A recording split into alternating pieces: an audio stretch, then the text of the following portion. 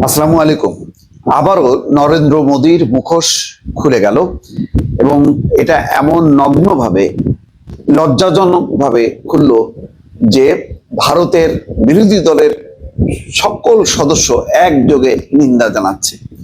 নিন্দা জানানোর মূল কারণ হচ্ছে সাম্প্রতিক সময় ইসরায়েল যে ভয়াবহ হামলা চালালো ইরানে, এবং একই সঙ্গে যে ধারাবাহিকভাবে হামলা চালিয়ে যাচ্ছে হামাসকে লক্ষ্য করে গাজা এবং ফিলিস্তিনিদের উপর, সেই ব্যাপারে মোদি কখনোই ইসরায়েলের বিপক্ষে অবস্থান নেয়নি। এমনকি জাতিসংঘ যখন প্রস্তাব দিচ্ছে যে এই হামলা বন্ধ করা উচিত, যুদ্ধবিরতি কার্যকর হওয়া উচিত, ত্রাণ সামগ্রী পাঠানো উচিত এবং ইসরায়েলের যেই আগ্রাসী মনোভাব সেটি বন্ধ হওয়া উচিত, তার পক্ষে নরেন্দ্র মোদী ভোট দিচ্ছে না, বরং ভোটদানে বিরত থেকে কার্যত ইসরায়েলের যে আগ্রাসী কর্মকাণ্ড তাকেই সমর্থন করছে।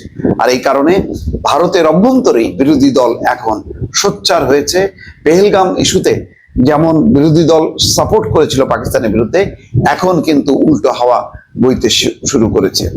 দর্শক, খবর, সৌম্য বন্দ্যোপাধ্যায় একটি রিপোর্টও করেছে ইসরায়েল প্রশ্নে কেন মোদির অবস্থান নরম। কড়া সমালোচনা কংগ্রেসের। এখানে বলা হচ্ছে ভারতের রাজনীতিতে পান থেকে চুন ফুসলেই হইচই শুরু হয়, অথচ রাষ্ট্রীয় সংকটের সময় বিরোধিতা ভুলে সবাই সরকারের পাশে দাঁড়ায়।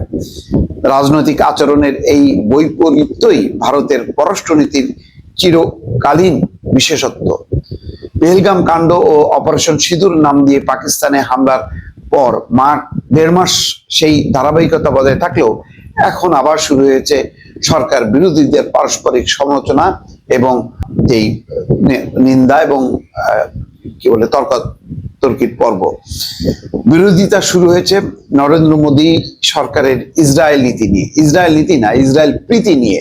কেননা ইসরায়েলের বিপক্ষে কখনোই নরেন্দ্র মোদী অবস্থান নেয় না, অথচ ভারতের সমস্ত ব্যবসা বাণিজ্য, যত লোকজনের কর্মসংস্থান সমস্ত কিন্তু আরব রাষ্ট্রগুলোতে, কিন্তু আরব রাষ্ট্রগুলোর বিপক্ষেই থাকে নরেন্দ্র মোদীর অবস্থান। প্রধান বিরোধী দল কংগ্রেস তীব্র সমালোচনা করেছে ভারতের এই ধরি মাছ না ছুঁই পানি নীতির। গাজায় ইসরায়েলের হামলা বন্ধ এবং নিঃশর্ত যুদ্ধবিরতি এবং ইসরায়েলের তীব্র নিন্দা করে গত শনিবার জাতিসংঘের সাধারণ পরিষদে যে প্রস্তাব পাশ হয়, ভারত সেই ভোটাভুটিতে অংশ নেয়নি। স্পেনের আনা ওই প্রস্তাবের পক্ষে ভোট দিয়েছে 149টি দেশ, বিপক্ষে 12টি।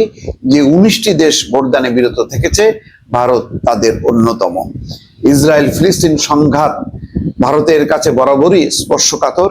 মোদির ভারত 2023 সালেও এমনই এক প্রস্তাবে ভোটদানে বিরত ছিল। হামাসের বিরোধিতা করেও ইসরায়েলের উদ্দেশ্যে মোদির ভারত আন্তর্জাতিক আইন মানা এবং মানবিকতার মর্যাদা রক্ষার কথা বলেছিল। এবারও তেমনই এক প্রস্তাব উত্থাপন হলো সেই সময় যখন গাজা থেকে দৃষ্টি সরিয়ে ইসরায়েলের নজর ইরানের দিকে। ইসরায়েল ফিলিস্তিন সংঘাতের মতোই স্পর্শকাতর ইসরায়েল ইরান যুদ্ধ। এই যুদ্ধে ভারত শ্যাম রাখি না কুল এই নির্ণয় এখনো করতে পারেনি। আর এই সময় সমালোচনা তীব্র করে তুলেছে কংগ্রেস। প্রধান বিরোধী দলের সভাপতি মল্লিকার্জুন খাড়গে, কেরালার ওয়েনাডের সংসদ সদস্য প্রিয়াঙ্কা গান্ধী ভদ্র এবং কংগ্রেস মুখপাত্র জয়রাম রমেশ প্রত্যেকেই সরকারের মনোভাব এবং ভূমিকার সমালোচনা করে বলেছেন, বিশ্বগুরু হতে গেলে সাহসী হতে হয়, মানবিক কণ্ঠস্বর ফিরিয়ে আনতে হয়। খাড়গে বলেছেন, এখন এটা স্পষ্ট যে আমাদের পররাষ্ট্রনীতি টুকরো টুকরো হয়ে যাচ্ছে। পররাষ্ট্রমন্ত্রী ব্যর্থতা মোকাবেলায় প্রধানমন্ত্রীর উচিত উপযুক্ত সিদ্ধান্ত নেওয়া। তিনি জানতে চান, পশ্চিম এশিয়ায় যুদ্ধবিরতি এবং শান্তি আলোচনা নিয়ে ভারত তার চিরায়ত অবস্থান থেকে সরে এসেছে কিনা। খাড়গের মতো নরম সুরে সরকারকে বিদ্ধ করেনি প্রিয়াঙ্কা। ওয়েনাডের সংসদ সদস্য অনেক খোলাখুলি সমালোচনা করেছেন ভারত সরকারের।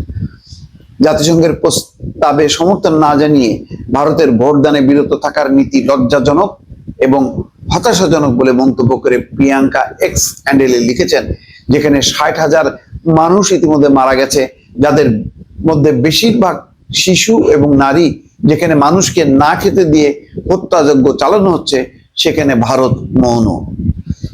ইরানকে টেনে এনে প্রিয়াঙ্কা লিখেছেন, ভারত শুধু নীরবই নয়,